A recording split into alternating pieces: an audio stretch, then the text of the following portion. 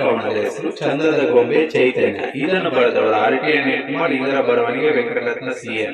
ನಮ್ಮನೆಯು ರಾಣಿ ನೀನೆ ಚೈತು, ಕೇಳೋಕೆ ಸೊಗಸು ನಿನ್ನ ಮಾತು, ನೀ ಹಾಡು ಮಾತೆಲ್ಲ ಮುತ್ತು, ಪುಟ್ಟಿಯಮ್ಮ ನಿನ್ನನ್ನು ಎತ್ತುವತ್ತು, ಚಂದದ ಗೊಂಬೆ ನಿನಗೆ ಸೋತು, ನಮ್ಮನೆಯು ರಾಣಿ ನೀನೆ ಚೈತು.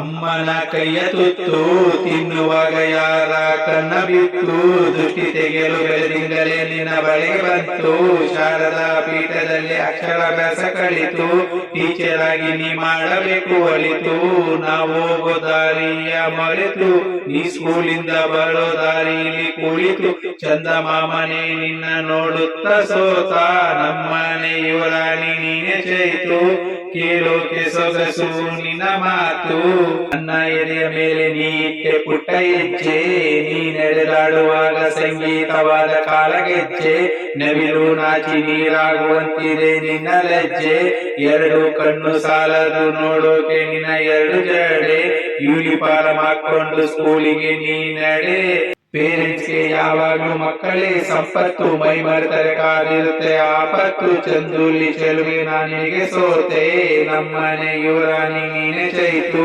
ಕೇಳೋಕೆ ಸೊಗಸು ನಿನ್ನ ಮಾತು, ನೀ ಆಡೋ ಮಾತೆಲ್ಲ ಮುತ್ತು.